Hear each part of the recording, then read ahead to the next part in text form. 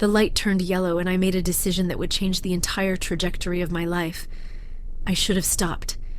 Every rational part of my brain was screaming at me to stop, to press the brake, to wait the 30 seconds for the light to cycle through and turn green again. But I was already running late for my third interview this week, the only one that had actually seemed promising, the one that might finally turn into a job that paid more than minimum wage and offered something resembling health insurance.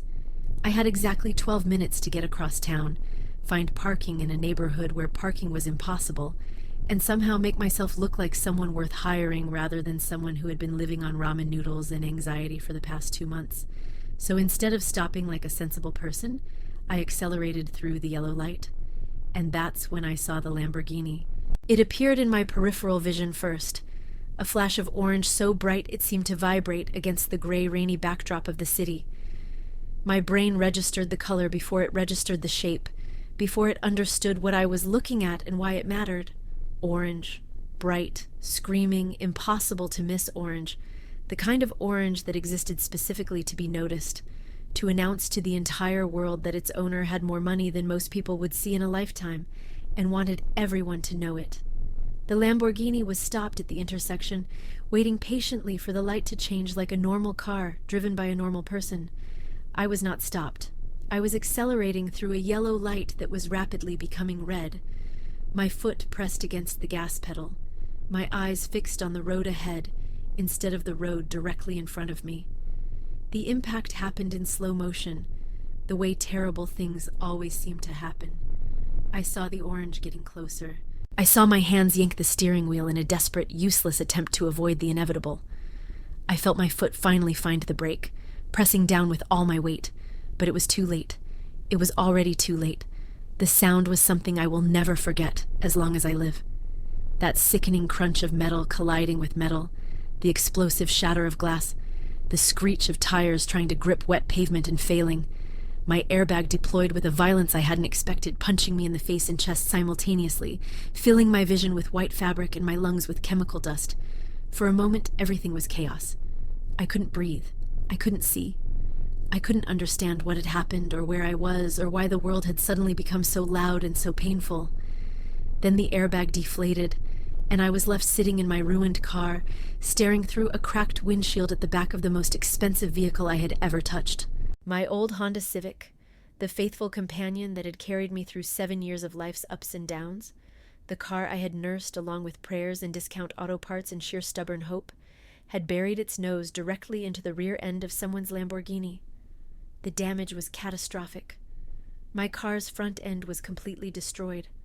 The hood was crumpled like aluminum foil, steam or smoke rising from somewhere underneath in an ominous white cloud. The bumper had been pushed back into the engine compartment at an angle that suggested nothing inside would ever work properly again. My headlights were gone, shattered into 1,000 pieces that now littered the wet pavement like tears. But that wasn't what made my heart stop. The Lamborghini's rear end was destroyed too. The taillight was completely shattered, pieces of red plastic scattered across the ground like drops of blood at a crime scene. The rear panel was crumpled inward, the metal bent and twisted in ways that metal was never meant to bend. The exhaust pipes were pushed to one side. The bumper was hanging at an angle that looked almost painful, like a broken limb, and the license plate frame, which I was suddenly horribly certain was made of actual gold, was dangling by a single screw, swinging gently in the rain. I sat frozen in my seat, hands still gripping the steering wheel so tightly my knuckles had gone white. The rain was coming down harder now, drumming against what remained of my windshield, and all I could think was, I've just destroyed a car that costs more than I will earn in the next decade of my life. The driver's door of the Lamborghini opened and the man stepped out. Of course it was a man. Of course he was tall. Of course he moved with the kind of fluid, predatory grace that suggested he was accustomed to being the most powerful person in any room he entered. The universe apparently had decided that if it was going to ruin my life, it was going to do so with style and dramatic flair. He was wearing a suit. Not just any suit. A suit that probably cost more than my monthly rent, charcoal gray, and so perfectly tailored it looked like it had been painted onto his body. The rain was already spotting the expensive fabric, and he didn't seem to notice or care. His attention was entirely focused on the destruction behind him. I watched through my cracked windshield as he walked slowly around to the rear of his car, his expression shifting from confusion to disbelief to something cold and controlled that was somehow more terrifying than outright rage. He crouched down to examine the damage, running one hand along the crumpled metal like he was touching a wounded animal. Then he stood, turned, and looked directly at me. Even through the rain and the cracked glass, I felt the impact of that gaze. His eyes were gray or green or something in between, and they held absolutely no warmth. His face was all sharp angles and aristocratic bones, the kind of face that belonged on magazine covers or in portraits hanging in old European mansions. His hair was dark, slicked back from his forehead, wet from the rain but somehow still perfect. He looked like a god who had descended from Olympus specifically to punish me for my hubris in thinking I could run a yellow light. He started walking toward my car, and I realized I needed to move. I couldn't just sit here frozen, waiting for whatever was coming. I needed to get out, to face this, to deal with the consequences of my own terrible decision. My door protested when I pushed it open. The frame bent from the impact, in a way that made the metal screech against metal. I stumbled out onto the wet pavement, nearly losing my balance in my interview heels, and stood there in the rain waiting for judgment. Up close, he was even more intimidating than he had been through the windshield. He was tall, at least 6'2", maybe more, and he had the build of someone who had the time and money to maintain a perfect body. His jaw was sharp enough to cut paper. His cheekbones could have been used as architectural references, and his eyes, now that I could see them clearly, were definitely gray, the color of storm clouds right before they unleashed their fury on the world below. He stopped about 3 feet away from me, close enough that I could smell his cologne, something expensive and subtle and probably made from ingredients I couldn't pronounce, and looked me over with an expression of cold assessment. I was acutely aware of how I must look to him. My interview outfit, which had seemed professional enough when I left my apartment, was now soaked through with rain. My hair, which I had spent 30 minutes carefully styling, was plastered to my face in wet strings. My makeup was probably running. My hands were shaking so badly I could see the tremors even in my peripheral vision. I looked like a drowned rat who had just committed vehicular assault against a $250,000 automobile. "Insurance," he said. One word, not a request, a command, delivered in a voice that was low and controlled and accustomed to being obeyed without question. Yes, I have. My hands were shaking too badly to work properly. I fumbled with my purse, trying to find the clasp, and watched in horror as the whole thing slipped from my wet fingers and hit the ground. My lipstick rolled away across the pavement. A tampon escaped and landed in a puddle. My wallet fell open, spilling coins that immediately began washing away in the rain. I dropped to my knees, scrambling to gather everything, aware that he was watching me with that cold, patient gaze, aware that I was making this entire situation worse with every passing second. "I'm so sorry," I heard myself babbling as I shoved items back into my bag. "I'm so sorry. The light was yellow and I thought I could make it. And I didn't see you stopped there, and I was late for an interview, and I should have been paying more attention, and insurance."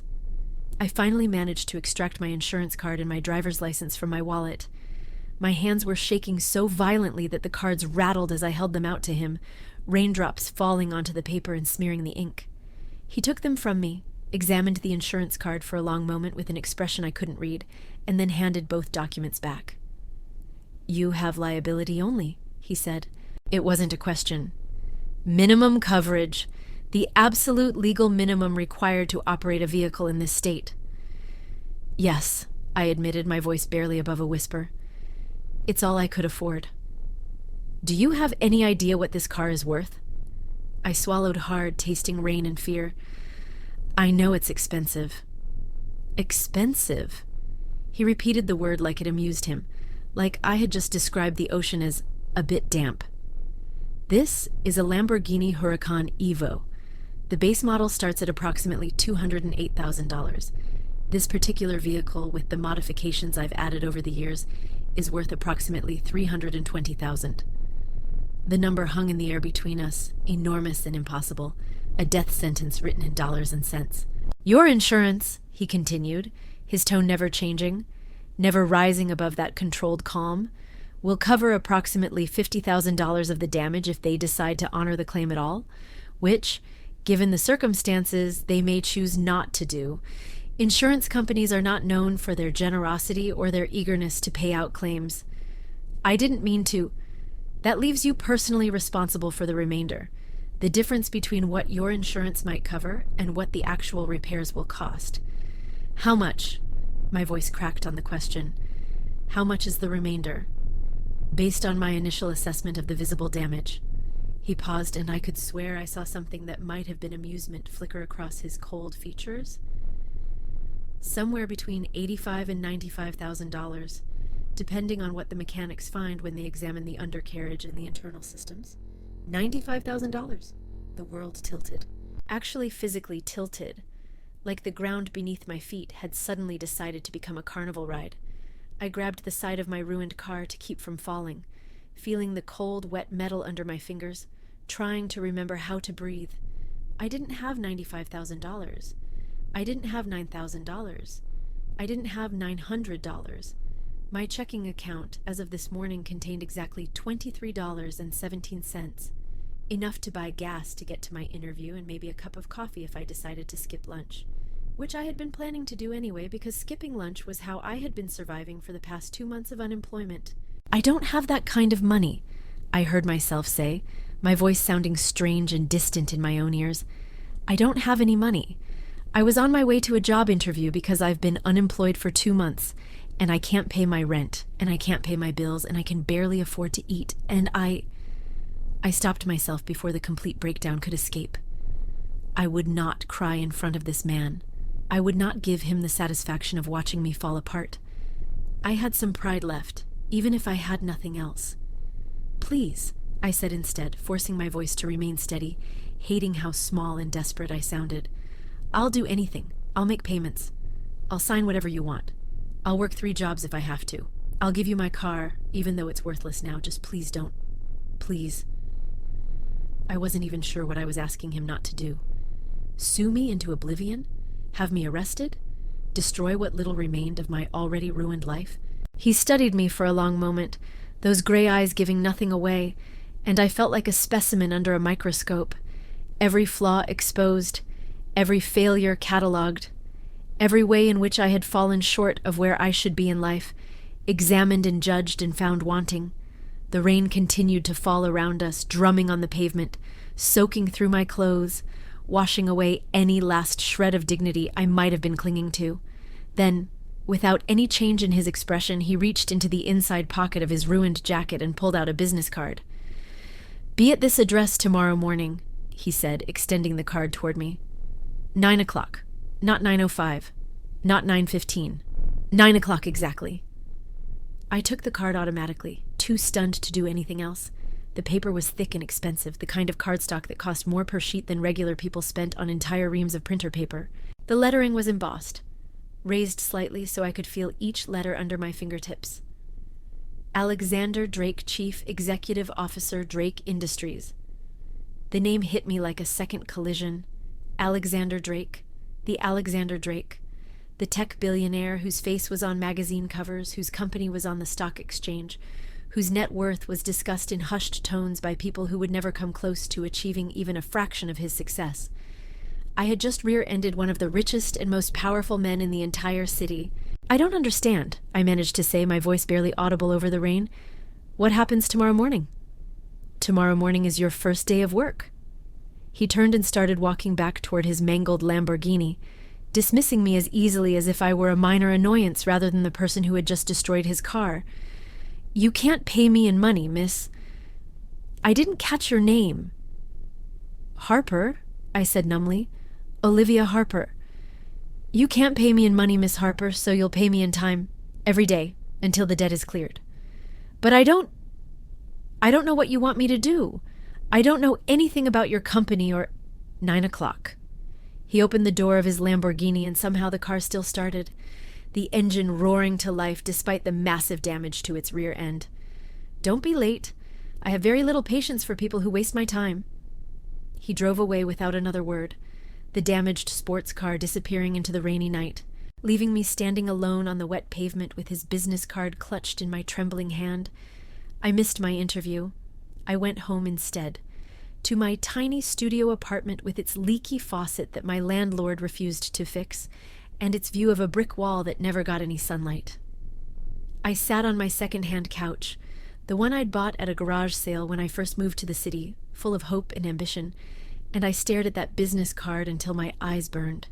Drake Industries. The name was everywhere once you started looking for it. Technology, communications, defense contracts, real estate, financial services. The company had its fingers in everything, a sprawling empire built by a man who had started with nothing and transformed himself into one of the most powerful people in the country. Alexander Drake had been featured in Forbes, in Bloomberg, in the Wall Street Journal. He had testified before Congress. He had dinner with senators and celebrities. His romantic life, or apparent lack thereof, was the subject of constant tabloid speculation. He was described variously as a genius, a visionary, a ruthless negotiator, and a man who had never met an obstacle he couldn't overcome or destroy. And I, Olivia Harper, unemployed marketing graduate and terrible driver, had just crumpled the back of his $300,000 car and somehow ended up working for him. I didn't sleep that night. I lay in bed staring at the water-stained ceiling, running through every possible scenario of what tomorrow might bring. Maybe it was a joke. Maybe he would have his lawyers waiting for me instead of a job offer. Maybe this was some elaborate rich person game I didn't understand, and I would walk into that building tomorrow only to be humiliated and discarded. But what choice did I have? I couldn't run. I had nowhere to go and no money to get there. I couldn't hide. He knew my name, my license plate number, probably my entire life history by now if he'd had his people look me up. The only way out was through. At 8:30 the next morning, I stood outside Drake Industries headquarters wearing the nicest outfit I owned. Black pants, a blazer from a thrift store, sensible flats because I couldn't handle heels after yesterday, and tried very hard not to throw up. The building was a monument to success. Glass and steel rising into the clouds, modern and sleek and intimidating in a way that felt entirely intentional. People in expensive suits streamed through the revolving doors, all of them moving with the confidence of people who belonged, who had earned their place in this temple of capitalism. I did not belong. I had never belonged anywhere that looked like this. I was a visitor from another world, accidentally transported to a place where I had no right to exist. But I walked through those doors anyway. I crossed the marble lobby, feeling every click of my discount shoes echo against the polished floor. I approached the reception desk, manned by a woman who looked like she had been specifically bred for aesthetic perfection, and I said the words that would seal my fate. "I'm here to see Mr. Drake. My name is Olivia Harper. He's expecting me." The woman's eyebrows rose almost imperceptibly as she consulted her computer. Whatever she saw there made her expression shift from polite dismissal to something more like curiosity. "Miss Harper, yes? You're to go directly to the executive floor. 47th. Mr. Drake's office is at the end of the main hall through the glass doors." The elevator ride felt like ascending to judgment. Each floor that passed made my heart beat faster, my palms sweat more. By the time the doors opened onto the 47th floor, I was fairly certain I was going to pass out. But I didn't. I stepped out onto carpet so plush my feet seemed to sink into it, into a space filled with hushed conversations and original artwork, and the unmistakable atmosphere of money and power. People moved through the halls with purpose, speaking in low voices about things that mattered, barely glancing at me as I made my way toward the glass doors at the end of the corridor. His office was behind those doors, and it was everything I had expected and feared. The space was enormous. Floor-to-ceiling windows dominated two walls, offering a view of the entire city spread out below like a map of conquest. The furniture was minimal and expensive. A desk made of glass and steel, chairs that probably cost more than my apartment's yearly rent, a sitting area with leather couches that looked like they had never actually been sat upon. And there, behind the glass desk, sat Alexander Drake. He was on the phone when I entered, speaking in rapid, clipped sentences about things I didn't understand, quarterly projections and market adjustments and strategic acquisitions. He held up one finger when he saw me, a command to wait, and I stood there in the middle of his office feeling like a mouse who had wandered into a lion's den. When he finally hung up, he didn't speak immediately. He just looked at me, those gray eyes conducting a thorough assessment of everything I was and everything I wasn't. "You're on time," he said finally. "That's something." "You said 9 o'clock." "I did. Most people hear 9 o'clock and interpret it as 9:15 is close enough. You were actually standing outside the building at 8:30. I know because security told me." I didn't know what to say to that, so I said nothing. "Sit down, Miss Harper." He gestured to one of the chairs facing his desk. "We have things to discuss." I sat, perching on the edge of the expensive leather, feeling like I might bolt at any moment even though I had nowhere to bolt to. "I'm going to be direct with you," he said, leaning back in his chair. "I need an assistant. My previous one quit 3 weeks ago. Couldn't handle the pressure," she said. "Too demanding," she said. "The agency has sent 4 replacements since then. None of them lasted more than a few days. They were all inadequate." "And you think I'll be adequate?" The words came out before I could stop them. "You don't know anything about me. I know more than you think." He picked up a folder from his desk, a folder I hadn't noticed before, and opened it. "Olivia Grace Harper, 26 years old, graduated from State University with a degree in marketing. Top of your class despite working 2 jobs to pay your tuition. Spent 3 years at a dental office as a receptionist because the job market was flooded and nobody was hiring entry-level marketing positions. Laid off 2 months ago due to downsizing." He flipped a page. "Your mother lives in a nursing home with early-onset dementia. Your father passed away 4 years ago from a heart attack. No life insurance, which left the family in significant debt. You have an older sister who lives in Portland with her husband and 2 children, but you haven't asked her for help because you don't want to be a burden. How do you know all of that?" My voice came out as a whisper. "I know everything about everyone who interests me, Miss Harper." He closed the folder. "And you interest me. Why?" "Because last night you stood in the rain and faced a situation that would have sent most people into complete breakdown. You didn't cry. You didn't make excuses. You didn't try to run away or lie about what happened. You stood there, terrified, and you asked what you could do to make it right." He leaned forward slightly. "Do you have any idea how rare that is? How many people in your situation would have fallen apart, would have begged, would have tried to manipulate their way out of responsibility?" "I couldn't afford to fall apart." "Exactly. You couldn't afford it, so you didn't. That's the kind of person I need working for me. Someone who doesn't have the luxury of weakness." I didn't know whether to feel complimented or insulted. Maybe both. "What exactly would I be doing?" I asked. "Everything. You would manage my schedule, screen my calls, prepare my briefing materials, coordinate with other departments. You would anticipate my needs before I express them.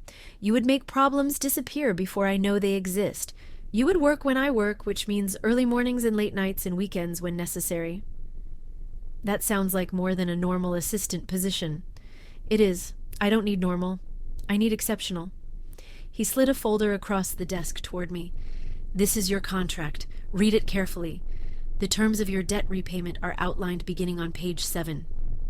I opened the folder with trembling hands. The contract was dense with legal language, pages and pages of terms and conditions that would take hours to fully understand. But I flipped to page 7 and found the numbers that mattered. Annual salary, $92,000. Debt repayment allocation, 60% of gross salary directed toward outstanding balance. Estimated debt clearance timeline, 18 to 24 months, depending on additional damages assessed during repairs. This salary," I said slowly, "is almost 4 times what I was interviewing for yesterday. I pay for competence. If you prove competent, you'll earn every penny. If you don't." He shrugged. "Then we'll revisit the arrangement." "And the debt repayment, 60% of my salary goes straight to paying off the car?" "That's correct. You'll take home approximately $36,000 a year after debt allocation, still more than you were making at the dental office. And once the debt is cleared, you'll have the option to continue working here at full salary or move on with a reference that will open any door in this city."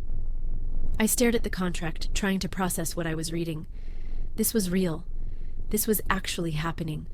I was being offered a real job with a real salary, by one of the most powerful men in the country, a job I hadn't applied for, a job I hadn't earned.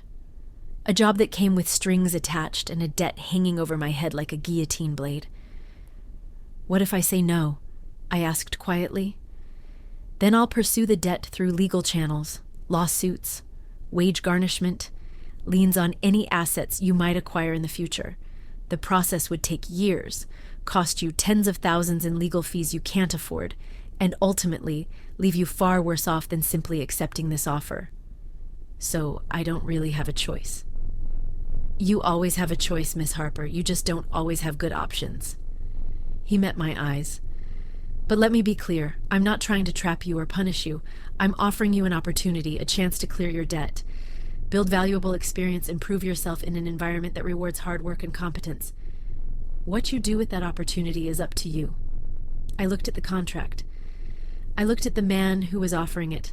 I thought about my empty bank account and my overdue rent and the stack of bills on my kitchen counter that grew larger every day. Where do I sign? Something flickered across his face. Approval, maybe, or satisfaction. The tabs indicate signature lines. Initial where indicated. And Miss Harper? Yes? Don't disappoint me. I don't tolerate disappointment. I signed the contract in 3 places, initialed 4 more, and just like that, I became the personal assistant to Alexander Drake. The first 3 weeks were the hardest of my entire life. Alexander Drake was, without qualification, the most demanding human being I had ever encountered. He expected perfection in everything. Every email, every schedule, every cup of coffee, every interaction with every person who crossed his path. He accepted nothing less than exactly what he wanted, and he had a way of expressing displeasure through silences and looks that were somehow more devastating than any shouted criticism could have been. He worked 18-hour days and expected me to match him hour for hour. He took phone calls at midnight and wanted briefing materials ready for 6 a.m. meetings. He changed his schedule constantly, often without telling me, and then expected me to somehow know about the changes through what I could only assume was telepathy. I made mistakes. Of course I made mistakes. I was learning an entirely new job under the most intense pressure I had ever experienced, with no training and no grace period and a debt hanging over my head that reminded me daily of the stakes of failure. I scheduled a lunch meeting on a day he had blocked off for a conference call with investors in Tokyo. He didn't yell at me. He just looked at me with those cold gray eyes and said, "Fix it," in a tone that made me want to crawl under my desk and never come out. I ordered the wrong coffee. Apparently he took his espresso with exactly 1 drop of honey, not sugar, and the difference was a matter of life and death. He took 1 sip, set it down without a word, and I spent the rest of the day feeling like I had personally betrayed him. I misfiled a contract that took him 20 minutes to locate, and the silence that followed was so oppressive I could barely breathe. But I didn't quit. I didn't cry, at least not where anyone could see me. I didn't make excuses or try to explain away my failures. I just fixed what I could, learned from what I couldn't, and showed up the next day ready to try again. And somewhere in the middle of all that struggle, something started to shift. I learned his patterns, his preferences, his moods. I learned that he was irritable before his morning espresso, but almost human after a successful negotiation. I learned that he hated small talk, but would answer direct questions with surprising honesty if you had the courage to ask them. I learned that he stayed late at the office not because the work required it, but because the empty penthouse waiting for him was lonelier than his desk. I learned that Alexander Drake, for all his wealth and power and fearsome reputation, was profoundly, devastatingly alone. "You're still here." His voice startled me. It was nearly 11 p.m., 3 months into my employment, and I had been so focused on preparing his briefing materials for tomorrow's board meeting that I hadn't heard him approach. I looked up from my desk to find him standing in the doorway of his office, jacket removed, tie loosened, looking almost human in his exhaustion. "You have calls with Singapore starting at midnight," I said. "I assumed you'd want the economic analysis before then." The other assistants would have left hours ago. They would have emailed the materials and gone home to their lives. "I don't really have a life to go home to." The words came out before I could stop them, more honest than I usually allowed myself to be with him. "And besides, I still owe you about $63,000. Staying late seems like the least I can do." He studied me for a long moment, that assessing gaze that always made me feel like he was seeing straight through to my bones. Is that really why you stay? He asked. The question hung in the air between us, weighted with something I wasn't sure either of us wanted to examine. It's reason enough, I said carefully. He nodded slowly. Go home, Miss Harper. The calls can wait until tomorrow. But Singapore? I'll handle Singapore. Go home. Sleep. Eat something that isn't vending machine snacks. He paused at the door to his office. I need you functional tomorrow. There's a crisis brewing with the Shanghai office that's going to require actual competence to resolve. It was the closest thing to concern he had ever shown me. I wasn't quite sure what to do with it. Thank you, I said. Mr. Drake? Alexander. What? You've been working for me for 3 months. You've seen me at my worst more times than I care to count. You can call me Alexander. He disappeared into his office before I could respond, leaving me sitting at my desk trying to process the shift that had just occurred in our dynamic. Alexander. Not Mr. Drake. Not Sir. Alexander. It felt like something important had changed, even if I couldn't quite articulate what. The months that followed brought more changes, each one so gradual I barely noticed them happening, until suddenly everything was different. He started asking my opinion on things, not just scheduling matters, but actual business decisions. What do you think of this proposal, Miss Harper? Does this strategy make sense to you? How would you handle this situation if you were in my position? At first I thought he was testing me, looking for weaknesses to exploit. But he actually listened to my answers. Sometimes he even took my advice. He started telling me things about deals in progress, about rivalries with competitors, about the pressures of running an empire that never stopped demanding his attention. Things that went far beyond what an assistant needed to know. And he started looking at me differently. I caught him sometimes when he thought I was focused on my work, watching me with an expression I couldn't decode, something almost like wonder, something almost like hunger. I told myself it was nothing, told myself I was imagining things, told myself that men like Alexander Drake did not develop feelings for women like Olivia Harper, women who owed them money and occupied the lowest rung of their corporate hierarchy. I told myself a lot of things that winter. Looking back, I'm not sure any of them were true. The gala was in February, 6 months after the accident that had brought me into his orbit.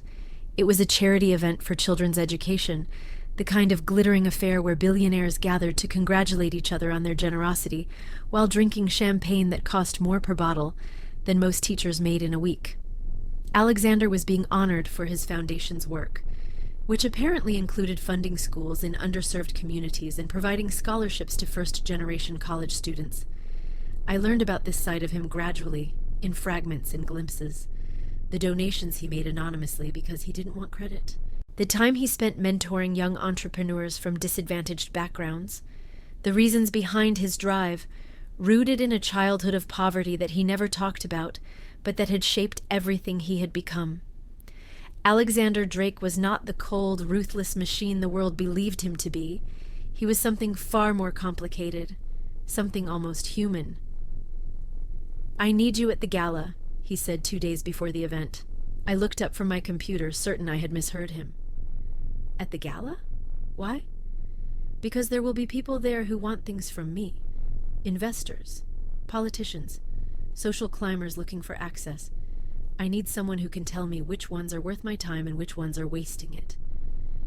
That's what you have security for, and a PR team, and probably a dozen other people better qualified than me. None of them see what you see. He met my eyes. None of them are as honest as you are. And none of them... He stopped, started again. I don't want to spend the entire evening alone, Miss Harper, surrounded by people who only see dollar signs when they look at me. I want someone there who sees something else. The admission surprised us both, I think. He looked away quickly, but not before I saw something vulnerable flash across his face. I don't have anything to wear to a gala, I said quietly. That's been handled. There's a dress in your apartment. My assistant coordinated with your building superintendent. Consider it a business expense. When I got home that night, I found a garment bag hanging on my closet door. Inside was the most beautiful dress I had ever seen. Deep emerald green silk that seemed to shimmer and shift in the light. Elegant and timeless, and probably worth more than 6 months of my salary. There was a note pinned to the hanger written in Alexander's sharp, distinctive handwriting. Don't argue. just wear it.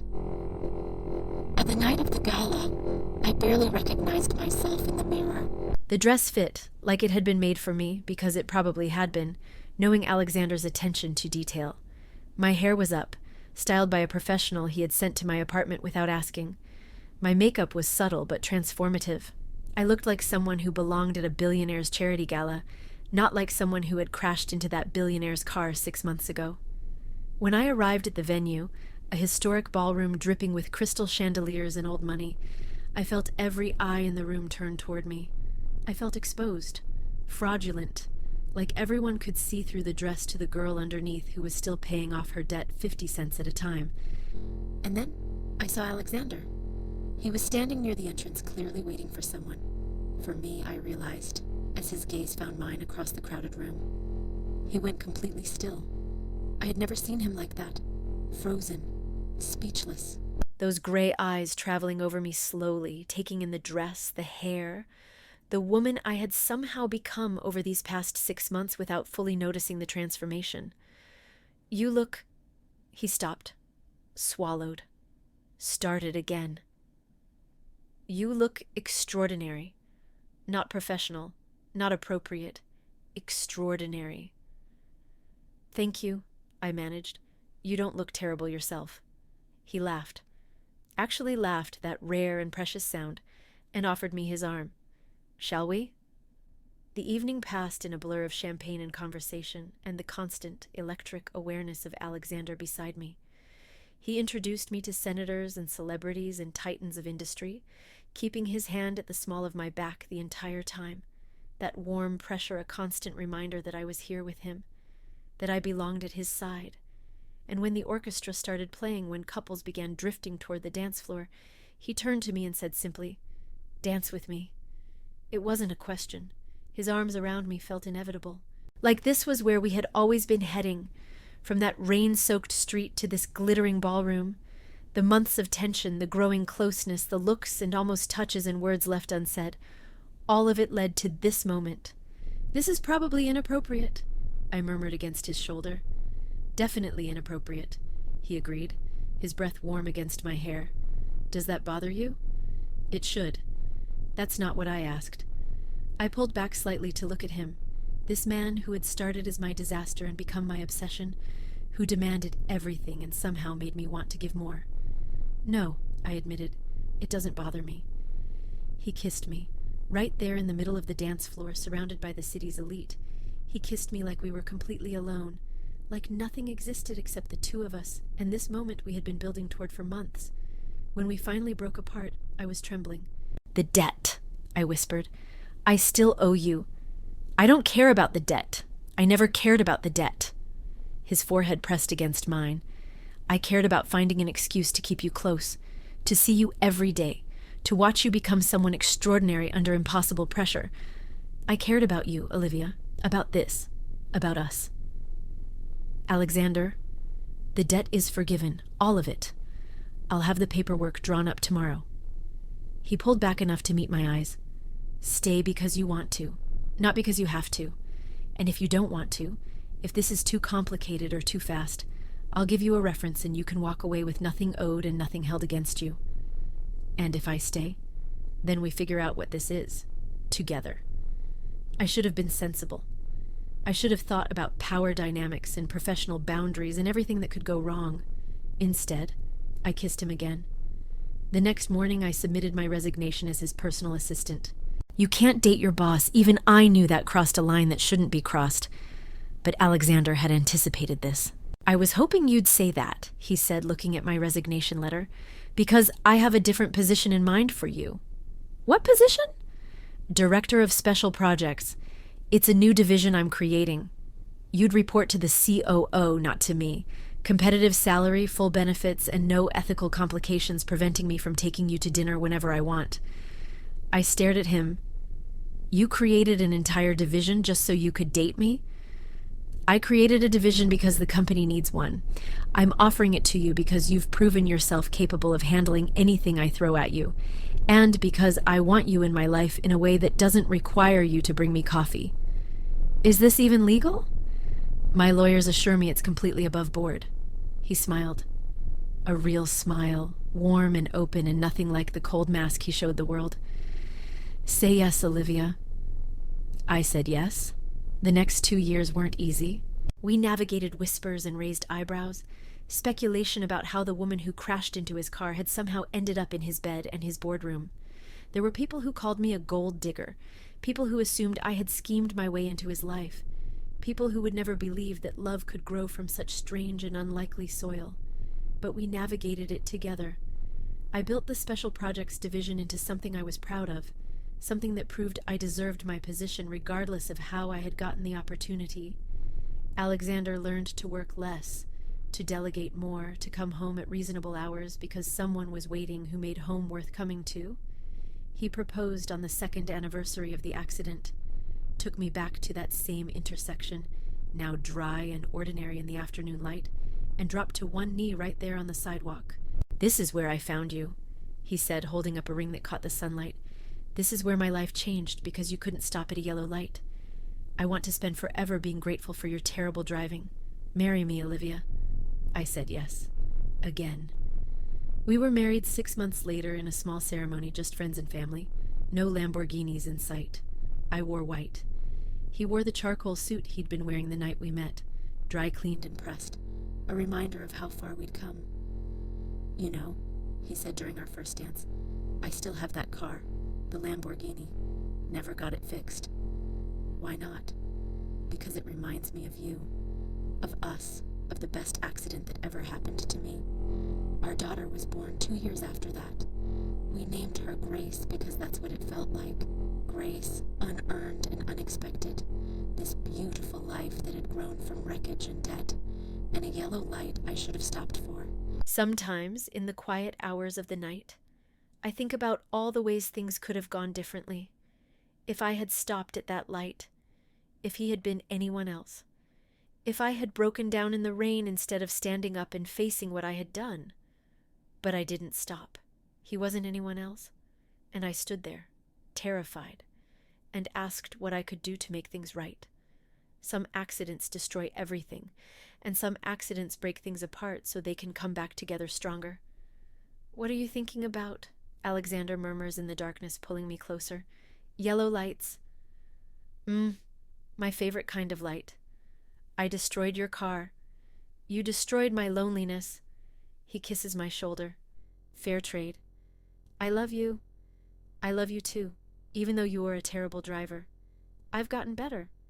You've gotten worse, but I've made peace with it. Good thing we have a driver now."